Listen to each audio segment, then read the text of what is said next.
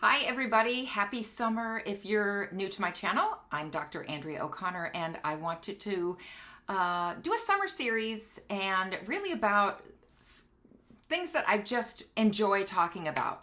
And one thing, if you are familiar with my videos, I love talking about the spiritual realm, spirituality, and even spirits. And because I do believe that this is not the end, that you cannot create nor destroy energy. So our spirits, which are energetic, move on from here to the next dimension, the next plane, what have you. So I wanted to share a story that was, just kind of one of the signs of proof of the other side for me. And I've had many, and in my summer series, I'm going to tell a different story every day about what I've encountered while working in the medical field. So this happened in, it had to be more than 5 years ago for sure. And I had to drive out to a patient that had been dying of cancer, and I had to go drive out and pronounce time of death because the family had called and said that they thought the patient had passed away. Now, this is back when I used to do hospice visits, which I no longer work in hospice, but that was a great time of life. So it was probably around 2 a.m. It was going to be a good 45-minute drive from my house in the middle of the night because I used to have to cover the whole valley. And so driving my little VW, 45 minutes to get out to their house. And I get there, and of course it's very dark out. Get to the house, the family, let me in, very quiet, very somber. The house was really dark on the inside too. It wasn't lit very well. So anyway, they showed me to the patient's bedroom. I had never been there before. And I saw the patient lying there who had clearly already passed away. When people have passed away, they take on almost like a waxy appearance. It's weird because you can just sense there's no spirit or life or spark there. But you have to do what you're supposed to do. So we listen for breath sounds, you check for a heartbeat, you check pulses, and I really take my time doing it because I don't want to mess that up by any means. I think a story just came out recently that an elderly woman was pronounced dead, taken to the funeral home, and she woke up. And if people are wondering well, how can that happen? Well, in hospice, we use really strong pain medications like morphine, and it can slow your breathing down so much and put you in such a deep sleep. To someone that's not really paying attention, it looks like they've passed away, and they haven't. Well, back to where I am. I'm in the room. I do all the checks. She has clearly passed away, absolutely no heart rate. I didn't know the family well because, again, I had never been there before. I was not their hospice case manager. So I just said, yes, she's absolutely passed away. I'm so sorry. But, they were expecting it. This had been a long bout of cancer. She was elderly. But I did take my time there. I did talk with the family, and usually we have to wait for the mortuary to arrive so they can take their loved one out in a very respectful way. I just wanted to make sure all their questions were answered. We have to make other calls to the medical examiner because they want to make sure it's not a mysterious death. So we kind of go through, no, they were a hospice patient. We have documentation. The patient did have cancer. They have no vital signs. I've been with the patient or the deceased patient for 30 minutes. They're definitely passed. So all that got wrapped up. I said goodbye. Gosh, by now we're pushing like 3:30 in the morning, at least, if not later.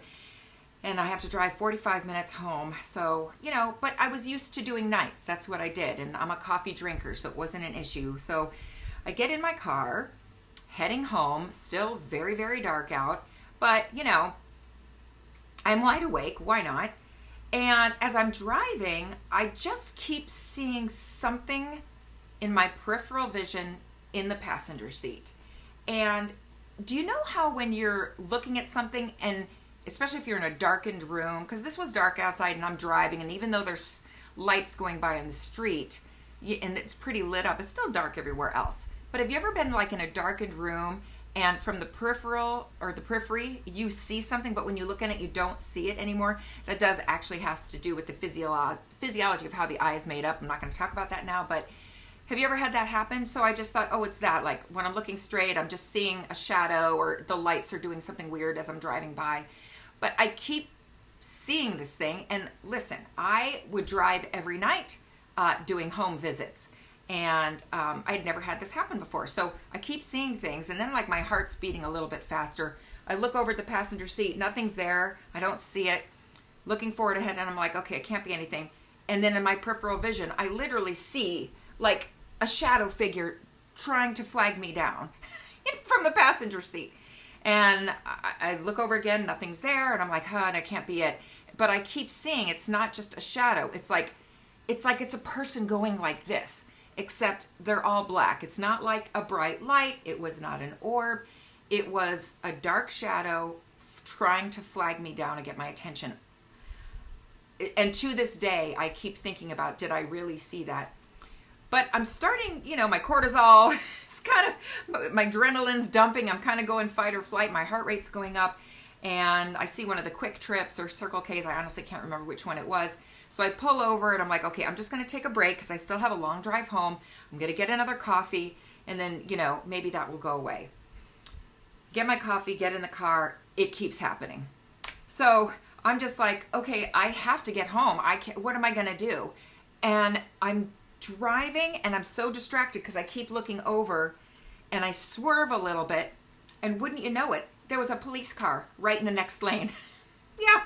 So he pulls me over. The siren's going, he pulls me over. I didn't actually hit his car, but I almost sideswiped him. So he's probably thinking I'm some drunk person out at night.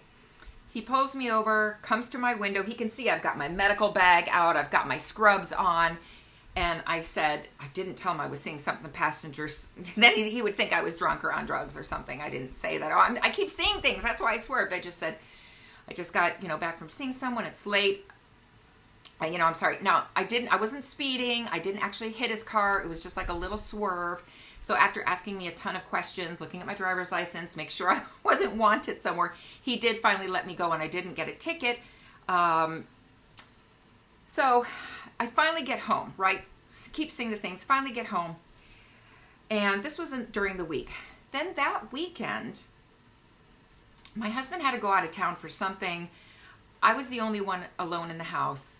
I remember that. And at the time, my orange fluffy cat was still alive. And he kept how cats do that meow, like they're just meowing at the wall at nothing. And they sometimes swat or climbing up a wall. And I look, there's not a flying moth. There's nothing on the wall. Like my cat's acting really, really strange. And of course, in the back of my mind, I keep thinking, you remember that movie, The Mummy, where the cat is the one that scares away the mummy when it disappears? And I keep thinking, oh, my cat, it has another sense. It's sensing something. So then I hear a crash in the other room, and this big towered shelf thing that I have in the corner of my bedroom, it would hold movies and CDs. It had crashed down. It had never done that before. Then I'm like, okay, what the heck? Then I'm in bed reading, and I hear another crash. I go in my bathroom, and I had this metal, cute little basket thing that holds, tissue and toilet paper that you just put behind it. That had fallen on the ground.